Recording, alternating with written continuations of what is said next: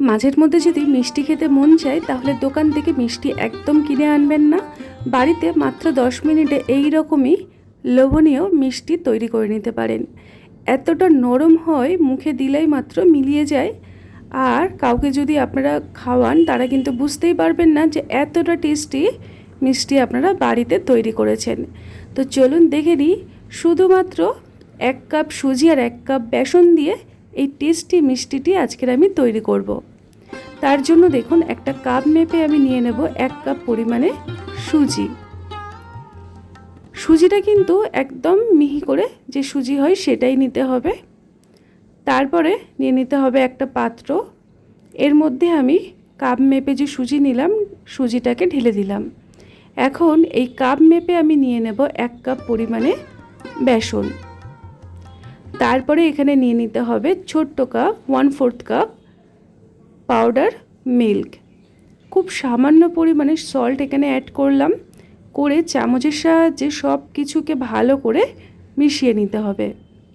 এই গুঁড়ো দুধটা দেওয়ার জন্য এই রেসিপিটি একদম দোকানের মতো টেস্টি হবে। তারপরে এখানে দিয়ে দেব আমি প্রায় 2 থেকে 3 চামচ পরিমাণে ঘি। ঘিটাকে দিয়ে ভালো করে ময়াম দিতে হবে। আমি চামচটাকে সরিয়ে দিয়ে পরিষ্কার হাতে সব কিছুর সাথে ঘিটা একদম ঘষে ঘষে মেখে নেব। হাতের সাহায্যে মোটামুটি একটু সময় নিয়ে এরকমভাবে টাইট করে একটা ময়াম দিয়ে নিতে হবে। এর মধ্যে আমি দেব, আমি একটা কাপ মেপে জল নিয়েছি, তবে এতটা জল আমার লাগবে না, অল্প অল্প করে জল দিয়ে মাখতে হবে। যেহেতু এর মধ্যে বেসন রয়েছে খুব একটা কিন্তু জলের প্রয়োজন একদমই হবে না। আমি পরিষ্কার হাতে দেখুন একটা ডো আমি রেডি করে নিলাম। এটাকে ঢাকনা দিয়ে মোটামুটি কিছুক্ষণ রেখে দেব যাতে করে সুজিগুলো ফুলে যায়।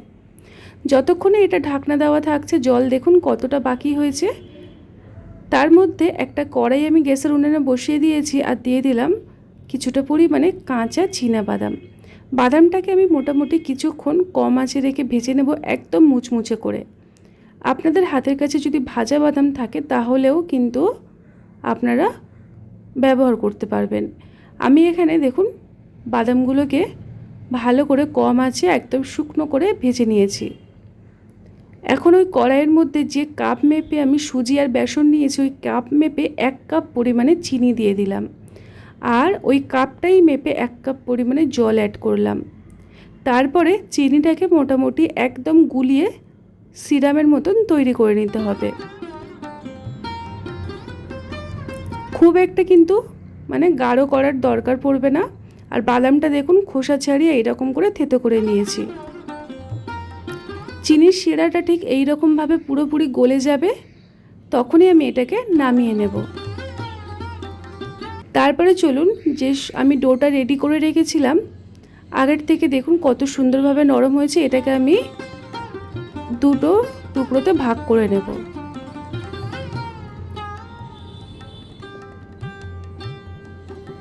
হাতের সাহায্যে একটু গোল করে নিচ্ছি।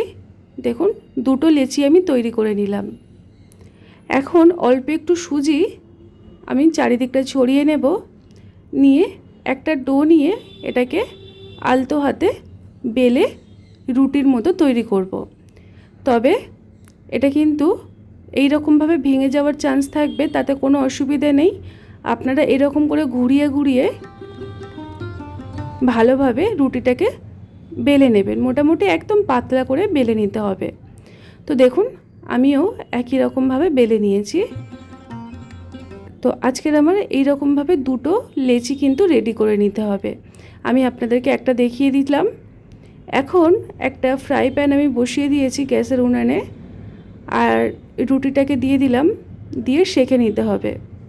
দেখবেন এই সেঁকতে সেঁকতেই কিন্তু ভেঙে যাবে, যেহেতু এটা সুজি দেওয়া রয়েছে আর এর মধ্যে ময়ামও দেওয়া রয়েছে।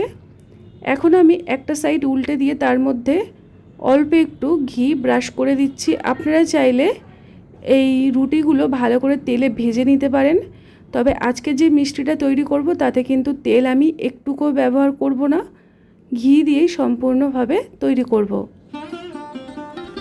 এই দেখুন উল্টাতে গিয়ে ভেঙে গেল, তাতে কোনো অসুবিধা নেই। আমাদেরকে শেষ পর্যন্ত এগুলোকে কিন্তু আরও ছোট ছোট করে ভেঙে নিতে হবে। একটা সাইড উল্টে দিয়ে আমি এই সাইডে ঘি লাগিয়ে দেব, যাতে করে অপর সাইডটাও খুব ভালো করে ভাজা হয়। গায়ের মধ্যে সুন্দর একটা কালার ধরিয়ে ভেজে নিতে হবে। খাই খাই অনুর রান্নাঘরের প্রত্যেকটি রেসিপি হয় সহজ সরল সাধারণ। যদি মনে করেন চ্যানেলটিকে সাবস্ক্রাইব করে নিতে পারেন এই রকমই নানা রকম রেসিপি পাওয়ার জন্য। তো দুটো সাইড আমি ভালো করে উল্টে পাল্টে ভেজে নিচ্ছি। এখনও পর্যন্ত কিন্তু গায়ে খুব একটা কালার আসেনি। আমি আপনাদেরকে বেশ মোটামুটি 3-4 মিনিট পরে দেখাচ্ছি খুব সুন্দর একটা গায়ে রং ধরে নিয়েছে। এখন এগুলোকে একটা পাত্রের মধ্যে ঢেলে নেব। একই রকমভাবে আরও একটা যে রুটি রয়েছে সেটাকেও ভেজে নিতে হবে। দেখুন এটাও আমার খুব ভালোভাবে রং ধরিয়ে ভাজা হয়ে গেছে। এখন এটাকেও একই রকমভাবে পাত্রের মধ্যে আমি ঢেলে নিলাম আর ঠান্ডা করে নিতে হবে। এখন কিন্তু খুব ভালোভাবে কিন্তু গরম রয়েছে, আমি হাত দিতে পারছি না। তবুও এগুলোকে আমি ছোট্ট ছোট্ট করে ভেঙে ঠান্ডা করে নেব।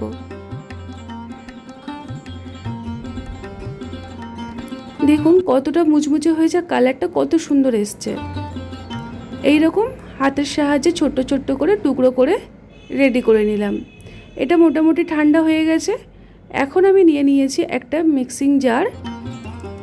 এর মধ্যে যে রুটির টুকরোগুলো রেখেছিলাম ওগুলোকে ঢেলে দিচ্ছি, দিয়ে হালকা হাতে গুঁড়ো করে নিতে হবে। আপনারা চাইলে শিলেও কিন্তু গুঁড়ো করে নিতে পারেন। এই দেখুন এইরকমভাবে গুঁড়ো করে নিতে হবে, খুব একটা ফাইন হবে না, একটু গোটা গোটা থাকবে। তারপরে সমস্ত গুঁড়োগুলোকে একটা পাত্রের মধ্যে ঢেলে নিচ্ছি।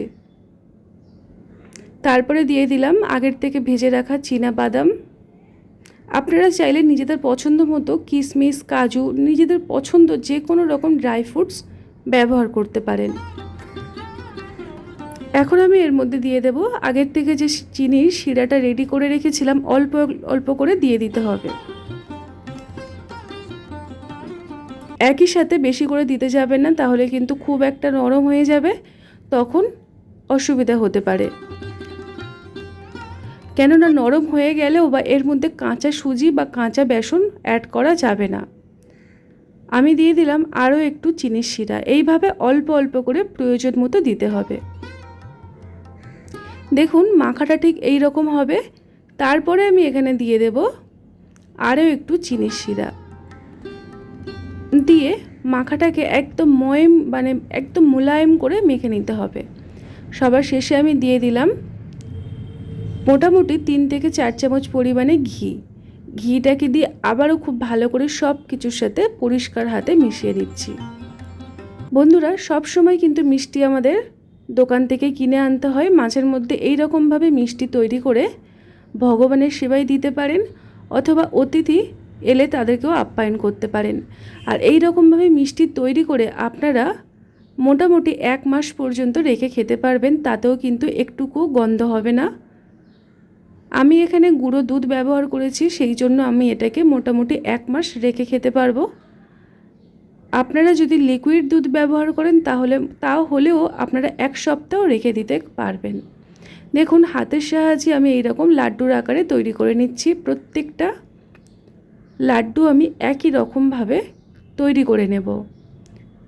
ভীষণ টেস্টি হয়, একদম নরম। আর এইভাবে যদি লাড্ডু তৈরি করেন শক্তও হয়ে যাবে না, অনেক দিন আপনারা রেখে খেতে পারবেন। তো দেখলেন বন্ধুরা কত সহজে বাড়িতে আমরা অনায়াসে মিষ্টি তৈরি করে নিতে পারি, আর এই রকমভাবে তৈরি করে ভগবানের সেবায়ও দেওয়া যেতে পারে। তো আজকের মতো এই পর্যন্ত। সবাই ভালো থাকবেন।